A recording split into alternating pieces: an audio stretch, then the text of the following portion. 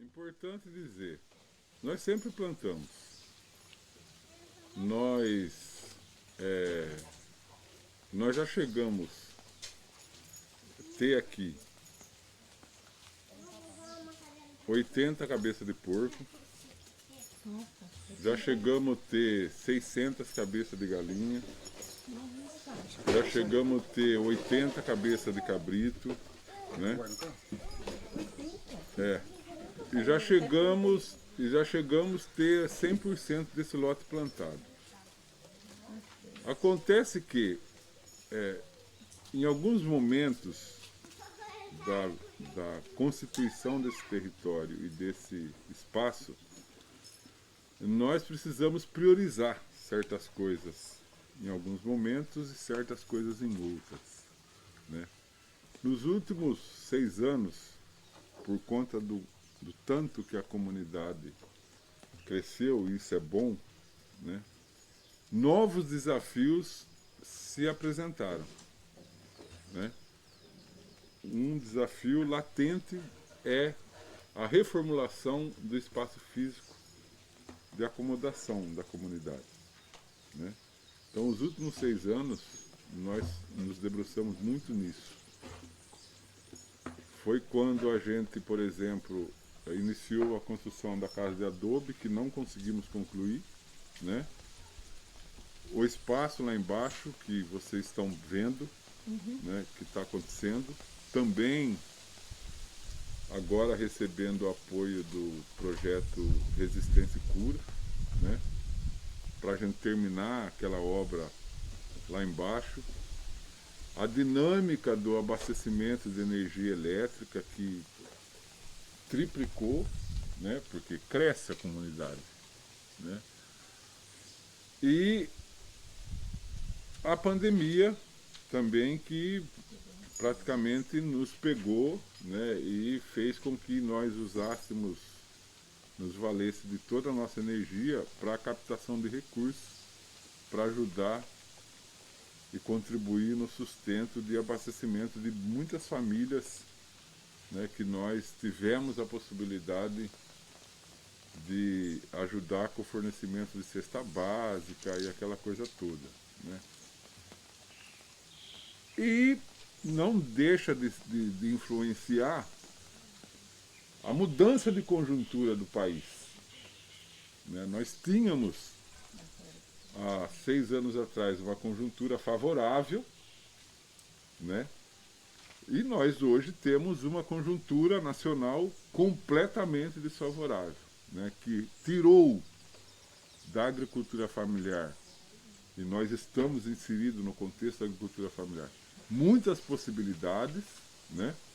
Tirou possibilidades de renda, tirou um monte de políticas públicas, né?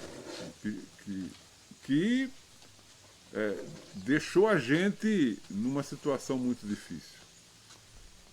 Então, essa retomada, né, esse ano, de novo, de você propiciar e ter condições de plantar a terra, para nós foi muito importante, né? É uma coisa interessante de dizer. Há 2 anos atrás nós iniciamos um plantio de semente crioula, antes da pandemia, né? 2 anos, quase 3 anos, né? Porque a pandemia já está indo para o 3º ano, né? Nós iniciamos um banco de semente e 40% do milho que nós plantamos esse ano é semente crioula. Quer dizer, nós estamos esperando fazer uma colheita que vai permitir que a gente tenha a possibilidade de ter a nossa própria semente. Nós não vamos precisar comprar semente para os plantios próximos, né? Porque nós já vamos ter um banco de semente de milho suficiente para abastecer a nossa gleba e ainda propiciar que outros possam adquirir, né, essa semente para poder também criar outros bancos de semente. A Aline perguntou assim, quanto que vocês vendem a semente crioula. Ela fez uma pergunta ontem para mim, eu explicando para ela. Ela falou, quando vocês vão vender a semente crioula? Eu falei assim, olha, tem coisa que não tem preço, né? Eu formei o banco de semente ganhando também, sendo presenteado com sementes que está na agricultura familiar há mais de 200 anos, né? Que as pessoas vêm cultivando, guardando, e aquela coisa. Então, eu tenho semente de quilombola, tenho semente de agricultor familiar tradicional, tenho semente de milho de origem maia, asteca, tudo foi plantado esse ano, né? Então, o que nós colher e garantir o nosso, o excedente, nós vamos continuar doando. Vamos doar para outros agricultores, para que eles também possam constituir o seu banco de sementes, né? Porque a gente vai reproduzindo dessa forma, né? Então, semente crioula, nessa concepção da soberania da produção de semente, nós não tá nessa lógica do fazer dela renda, né? Não. O princípio é você ir passando para que outros também possam reproduzir. Foi importante a gente plantar, por exemplo, a mandioca, que essa terra é uma terra muito propícia para esse tipo de cultura, né? Eu já cheguei a plantar em momentos passados 100% lotes de mandioca, né? Nós voltamos agora a plantar mandioca de mesa. Mandioca de mesa ela vai servir não só para abastecer do ponto de vista da segurança alimentar, mas ela também vai servir para ajudar no trato dos animais, assim como o milho, né? É abastecimento interno porque nós comemos, vocês vão ter a oportunidade de comer, tá entendendo? Os animais vão ter a oportunidade de comer, né? E a gente poder aumentar a criação, né? Aumentar a criação de galinha, aumentar a criação de porcos, né? E aí a gente ir gerando renda com esse tipo de criação. Nós temos um projeto, por exemplo, de processar carne de porco, né? Ao invés de vender o porco in natura, a gente defumar a carne para fazer uma comercialização da carne do porco defumada. É uma ideia e é um projeto, mas eu penso que com essa colheita vai dar para a gente começar a pensar nisso com mais concretude, né? Porque aí a gente vai ter mais possibilidade de alimentar uma quantidade maior de animais, né? Tem muita coisa que hoje a gente está investindo, né? Ninguém perguntou quanto que gasta por mês para alimentar os porcos que nós temos, né? Hoje nós temos uma despesa aproximada na ordem de R$400 a R$500 mensal para alimentar os animais que nós temos, entendeu? Isso tem que sair de algum lugar. Você está entendendo? Isso a grosso modo, né? Isso tem que isso tem que sair de algum lugar, tá entendendo? Então, é um investimento que nós estamos fazendo há praticamente um ano. Então vocês coloquem aí esse valor em 12 meses, né? Nós estamos fazendo esse investimento há um ano, só está investindo, né? Nós não vendemos ainda para poder... Nós não comercializamos ainda para poder falar esse dinheiro tem que retornar, né? Mas é um investimento que nós estamos fazendo para formar um plantel para posteriormente você começar a comercializar. Porque quando você começar a comercializar, não dá para você ter um porco para defumar. Você tem que defumar no mínimo umas 5 cabeças por mês, né? Para você dizer que vai conseguir obter uma renda, entendeu? Nós temos um mercado consumidor em potencial, né? Porque alimento é alimento. E todo mundo precisa do alimento, né? Mas nós temos um mercado consumidor em potencial que é a própria comunidade, né? Nós temos muitos filhos e filhas que residem, por exemplo, nos grandes centros urbanos e na capital paulista, né? Viu? Se eles falarem, olha, eu tenho um defumado aqui de um porco caipira, não sei o que, criado assim, criado assado, vai achar mercado. Vai ter quem vai falar, traz uma peça para me experimentar, traz isso. Você tá entendendo? E aí a gente, no nosso meio, a gente consegue fazer uma rede, né, com foco num comércio justo e solidário, né, que não seja aquele comércio capitalista do grande mercado capitalista que vende a porcaria a um preço alto, mas nós vamos vender uma comida, um porco orgânico, né, uma comida extremamente saudável, bem feito, num preço acessível para as pessoas, né, que vai ajudar a gente a fazer a manutenção do nosso espaço, né? Então, quando eu olho para a produção, eu olho com esse olhar da sustentabilidade e comercialização daquilo que é excedente, né? Que volte aqui em renda, né? Para a gente abastecer, para a gente poder ter 2, 3 pessoas aqui cuidando do sítio, tendo renda, recebendo, você está entendendo? Coisa que hoje nós não conseguimos fazer. Passado, né, o governo Lula, nós dialogávamos muito com o Ministério do Desenvolvimento Agrário, dizendo o seguinte, olha, vocês precisam, o governo brasileiro precisa incentivar a produção de equipamentos voltados para a agricultura familiar, né? O trator menor, sim, um implemento menor e funcional, né? Funcional, que pudesse econômico também, econômico e tal, né? Muito pouco foi feito para isso. E o que a gente viu na China, né? E aí a gente é obrigado a usar a tecnologia do agronegócio, do grande agronegócio, e adaptar ela às vezes, né, para o pequeno que... E aí o custo é do grande. Não, sim, o custo é do grande. E não resolve o nosso problema. Eu não sei, mas uma pergunta que o senhor falou sobre a lei de 1850, né, que é a lei de terras, e enquanto o senhor foi falando, na Universidade da Geografia a gente fala da lei, porque é o processo de urbanização depois, né? Só que a sua fala, Tata, ela me deu um clique de que eu já tinha visto a frase, com a lei de 1850 você solta o negro e prende a terra. Eu já ouvi essa frase. Só que com essa vivência nesses 3 dias aqui, a sua fala de manhã, me veio a lembrança de que sim, não é só porque ia ser uma massa gigante, né, de pessoas livres, porque não ia ter mais o processo de escravidão dentro da casa né?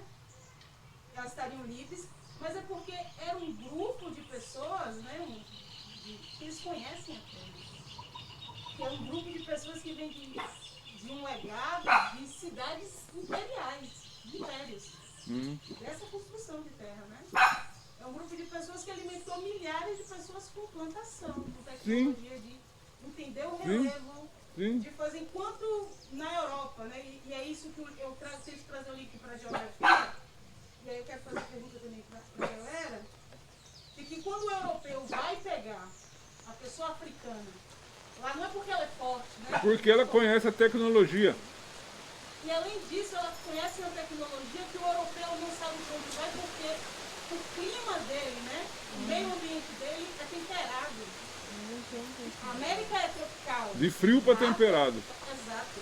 Então você traz estrategicamente pessoas que dominam para onde você quer colonizar, né? Justamente. Então eu acho que a gente com pessoas negras, pessoas, né, aliadas na luta contra o racismo, é muito mais além que o racismo, né? Você empoderar, como o senhor fala. Eu desse minha cara, deu um tapa assim, quando ele falou, não, a gente não vende isso não, a gente vai empoderar outro. Eu falei, é mesmo, né? Porque a gente sempre fica nessa lógica assim, você pode vender para outras pessoas uma semente saudável, mas o lance de você fazer a partilha dessa tecnologia, porque eu entendo que na venda você toma o dinheiro, toma a semente e acabou. E na troca não, né? Você tá aqui, aí, Sim. certo? Como é que tá? Como é que tá o seu solo? Vamos fazer escambo. Sabe? Nós temos que entender que nós precisamos fazer escambo. Exato. Né? Porque o escambo pode ser uma alternativa a outra, você está entendendo? Que quebra a espinha dorsal do sistema capitalista. Nós precisamos aprender a escambar entre nós. Sabe? Porque disso nós entendemos. A tecnologia do escambo é uma tecnologia nossa. E isso nós sabemos fazer. Essa tecnologia a gente domina. Né? Vocês podem me criticar. Sabe? Nós temos dificuldade de operar papel moeda. Nós temos dificuldade. Sabe? Eu vejo isso dentro da minha família. Bia, ela está lá. Pai, eu queria fazer uma pergunta, já que a gente está nesse assunto, né, de conhecimento. Eu sei que é isso, tudo aquilo que a gente aprende aqui, a gente carrega com a gente, para a nossa vida, inclusive a parte tecnológica, né, do território em que a gente está inserido aqui, mas a maioria das pessoas não moram aqui. Eu queria saber como é que o senhor imagina a continuidade desse espaço no futuro, considerando que a maior parte não está em loco. Por exemplo, quem vai dar sequência na plantação, na construção das coisas que o senhor planeja, dos seus sonhos, inclusive, que são legado para nós, né? Mas como é que o senhor imagina que isso vai acontecer, considerando que as pessoas não estão 100% aqui em Araras?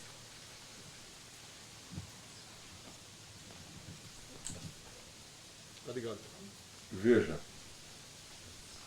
eu não vejo isso como um problema, primeiro. Porque nós temos possibilidade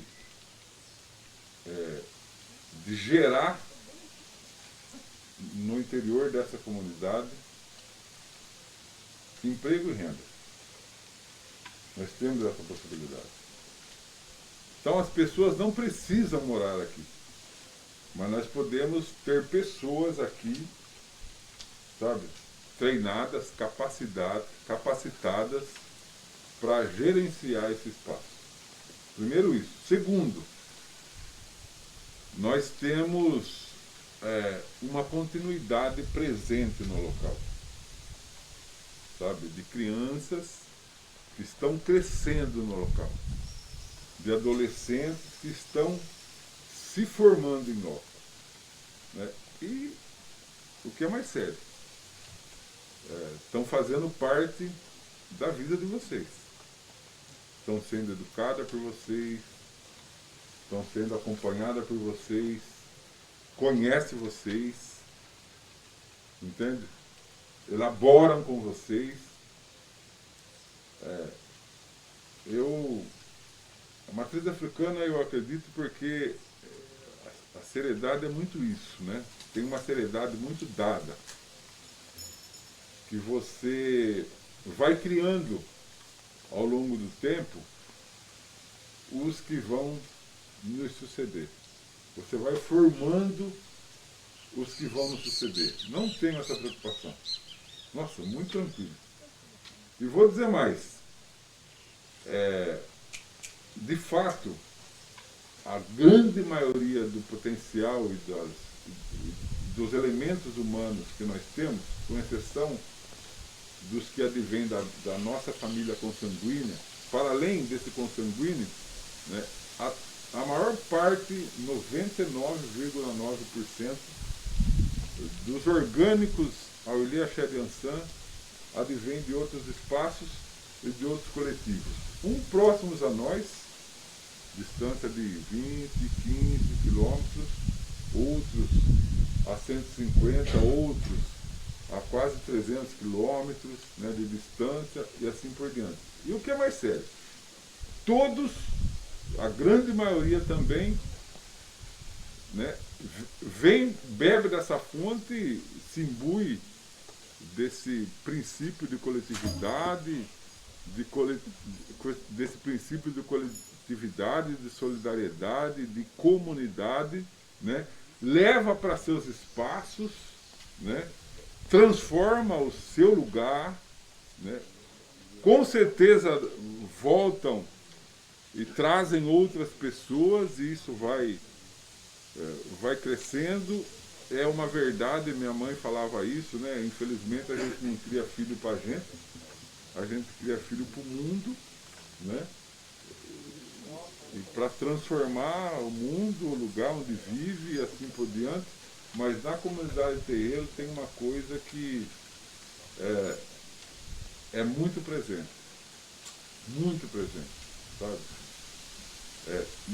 Sempre é criado em loco quem vai dar continuidade para a coisa não morrer. Sabe? Sempre vai dar. Eu lembro, quando eu conheci a mãe de vocês, Dona Elyace, minha esposa, eu não imaginava que ela era de matriz africana. Não tinha noção. Eu estava recém-feito no candomblé, bonitinho, de branquinho. Conheci a mãe no meio de uma política, né? De um diálogo de movimento negro e não sei o quê, aquela coisa toda. Né? E quando eu descobri que ela era de matriz, ela falava assim para mim, não, já basta a minha mãe. Eu não quero esse compromisso para mim. Olha ela aqui onde ela está. Percebe? Ela não queria esse compromisso para ela. Não, já basta eu ajudar a minha mãe. Ela dizia para mim, olha aqui onde ela está. Quem que propiciou tudo isso? Vocês querem se apresentar aí, por favor? Dizer aí quem vocês são para a nossa comunidade, parte da nossa comunidade. Vamos, gente. Quer o microfone? Passa lá. Para nós ouvir a fala deles. Eu estou no meu território, eu estou bem à vontade, né?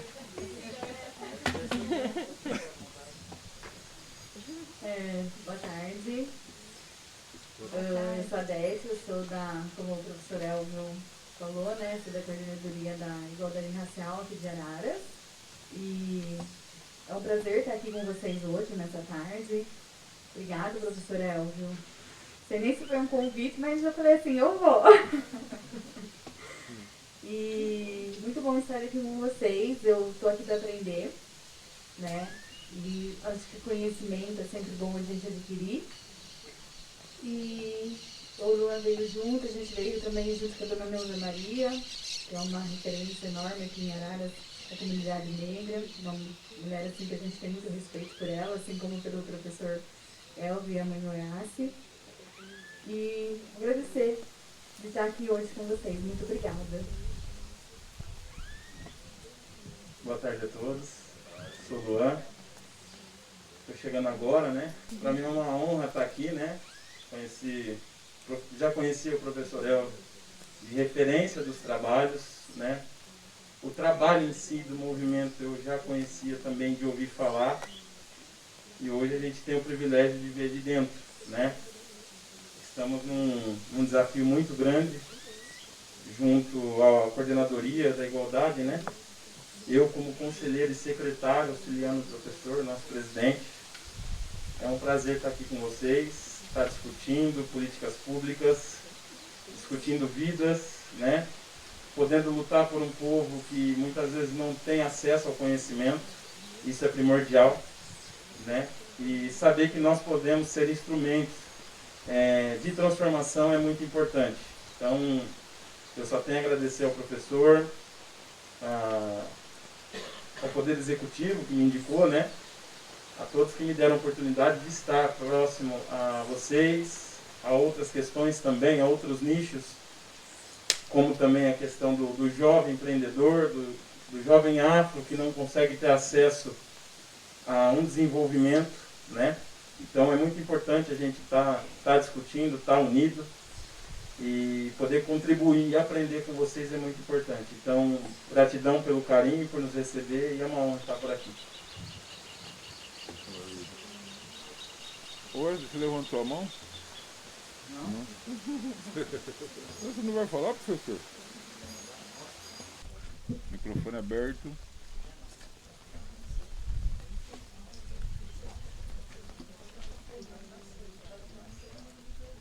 Mais alguém?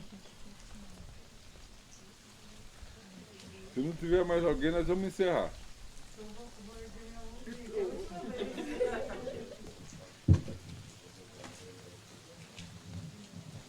Primeiro que fica difícil falar depois do fono, assim, né? Mas eu acho importante a gente ressaltar a particularidade desse território, que é um quilombo, é um assentamento rural e é um terreiro, né? E a gente consegue perceber tudo isso nesse mesmo espaço. Como é essa coexistência, né, de um quilombo que é terreiro, que também foi esse assentamento, que eu acho que talvez, não sei se já foi falado, né, sobre como foi esse processo de assentamento e como tudo isso aconteceu, assim. Talvez essa pergunta seja muito longa, né, para ser contada toda essa história, mas eu acho que vale ressaltar isso porque é muito único. Esse território ele é muito único, ele é muito especial, ele é carregado de amor mesmo, e a gente percebe isso, né? Quanto ele é único. Você pode andar em outros territórios, mas é diferenciado, assim. Eu acredito que, é claro que é o axé e o amor que vocês fazem tudo e que vocês compartilham com a gente mesmo. Ai, meu Deus. Eu acho que nada é por acaso. Eu não conheci a mãe de vocês por acaso. Não vim em Araras por acaso. E a gente sempre soube, dentro da matriz africana, que a única forma da gente se consolidar seria tendo acesso ao território. Quando a gente começou, de fato, a estruturar a comunidade Ilha Xedançã, a gente já sentia que só seria possível a gente crescer e se fortalecer se a gente um dia tivesse acesso ao território, à terra. E a luta pela terra era uma coisa que estava muito presente na vida minha e da mãe, né? Por conta de uma militância política, né, que a gente já carregava na nossa formação enquanto pessoa, enquanto agente social, enquanto cidadã. E tivemos a oportunidade aqui em Araras de ser informado de que havia um diálogo de famílias, de trabalhadores rurais que estavam se organizando para ocupar o Horto Loreto de Araras, né? E numa reunião que teve aqui, que foi por intermédio, na época, de uma filha de santo nossa que trabalhava no Sindicato dos Trabalhadores Rurais de Araras, que nós soubemos da ocupação. E nós fomos para a reunião, eu fui para a reunião dessas famílias e propiciamos a ocupação desse negócio, porque aí a gente começou a conhecer as pessoas, e o fato da gente ter uma experiência de movimento social permitiu que nós se destacasse enquanto liderança, né, dentro da organização dos acampamentos, né? E aí passamos a ser uma das lideranças que conduziu as famílias para um processo de ocupação. Importante dizer que o assentamento de Araras ele não foi um assentamento isolado. Ele faz parte de uma construção coletiva, de coletivos que fez parte desse coletivo. A Central Única dos Trabalhadores, o Movimento dos Trabalhadores Rurais Sem Terra e a Federação dos Trabalhadores Assalariados Rurais de São Paulo, né? e a Federação da Agricultura Familiar do Estado de São Paulo. Dois grandes braços sindicais da Central Única dos Trabalhadores, que é a CUT, e o Movimento dos Trabalhadores Rurais Sem Terra. Nós, na época, nós fizemos uma reuniãozona grandona. A reunião aconteceu em Campinas. E lá tivemos a presença, na época, do deputado Jamil Murad. Eu estou falando do ano de 1994. O Jamil Murad fez uma plenária conosco e trouxe uma realidade. A FEPASA vai ser privatizada, a Ferrovia Paulista vai ser privatizada, não tem como. Tem um processo por dentro da Assembleia Legislativa que vai passar. A oposição não vai conseguir barrar isso, a ferrovia já não é mais interesse. Ninguém tem interesse mais na ferrovia no estado de São Paulo. E essa empresa tem um patrimônio em terra, em território estimável, e se não houver uma organização dos movimentos sociais de luta pela terra em ocupar essas áreas vão cair na mão de empresas do agronegócio, vão ser vendidas, vai ser moeda de troca aí para as peripécias dos governos. A partir daí nós fizemos um trabalho que durou 3 meses. Dividimos as terras da FEPASA, elas começam, para você ter ideia, na região do sudoeste paulista de Itapeva, passa por toda a região de Sorocaba, região de Campinas, faz a linha ferroviária São Paulo, Mato Grosso do Sul, e vai até Panorama, divisa com Mato Grosso do Sul. Então, aonde tinha a ferrovia, tinha horto, que produzia eucalipto para a produção de dormentes. A maior parte das fazendas abandonadas, maior parte, 50% abandonadas. De 50%, na época, tinham um contrato de madeira, já contratos de madeiras firmados com empresas privadas, centenários assim.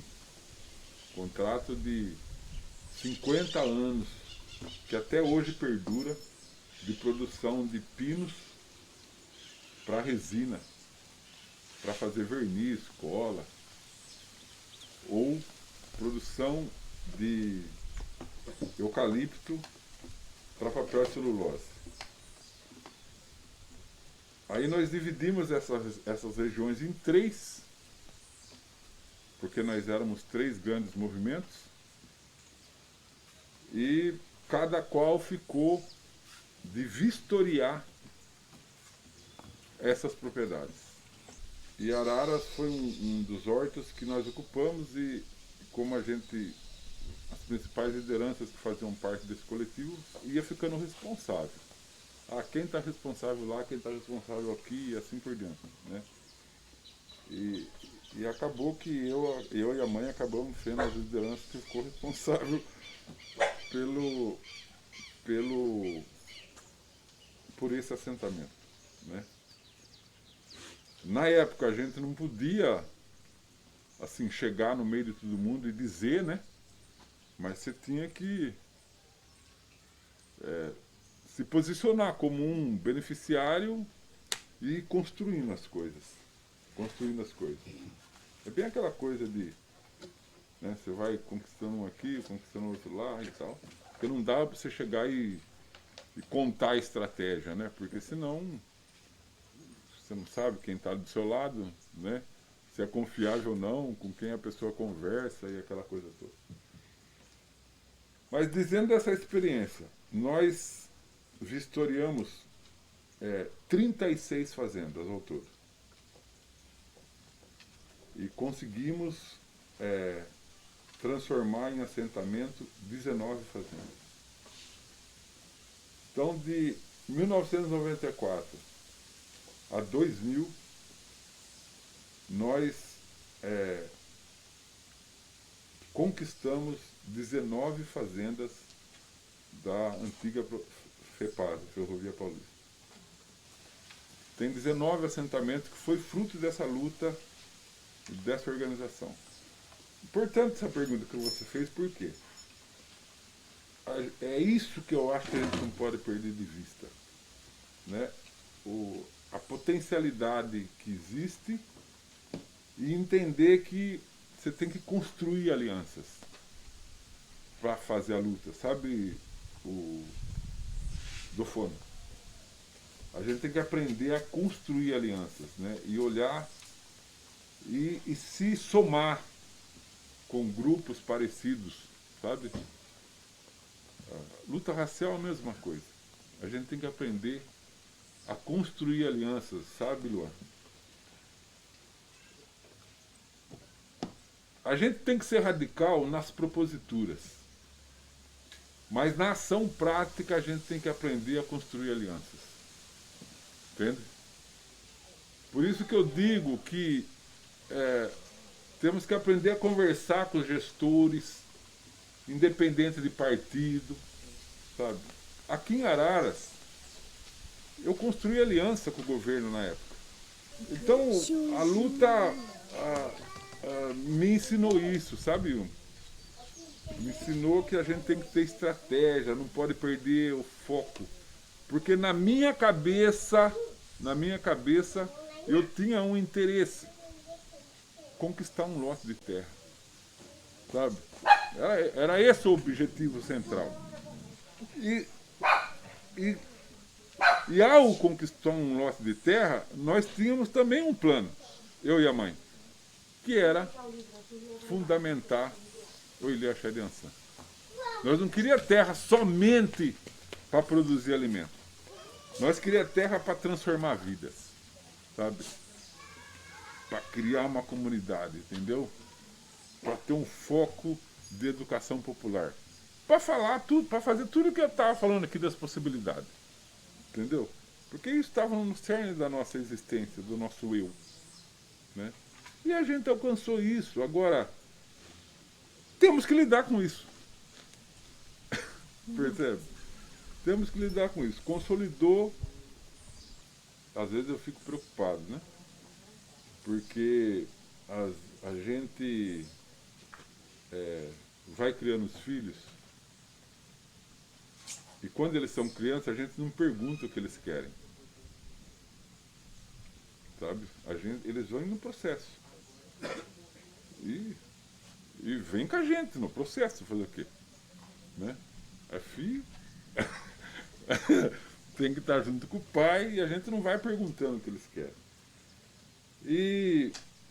Mas eu não tenho esse medo também, porque eu acho que é a natural da vida isso, né? Dentro do processo que as pessoas se formam e vão se constituindo, né?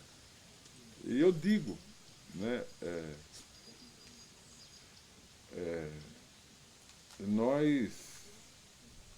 eu acho que isso tem muito, esse lugar, esse território tem que deixar um legado e tem muito que crescer ainda. Para a história, 1000 anos é um dia. Sabe? Nós estamos aqui, 94, 95 foi a ocupação, né? 27 anos, né? É isso? Foi ontem. Foi ontem. E eu penso que olhar lá e olhar hoje, eu acho que a gente já fez muita coisa. Muita coisa. Temos muito mais por fazer. Não sei se eu respondi a sua pergunta. Sabe? Mas eu acho que a gente tem que construir aliança sempre. E tem novos desafios aí para lá frente e nós vamos ter que construir alianças para poder dar conta, né? Essa tenda esse som, sabe? Essas cadeiras. É aliança construída com a Prefeitura Municipal de Araras. Não! Percebe? Você tem que construir essas alianças, senão a gente não caminha.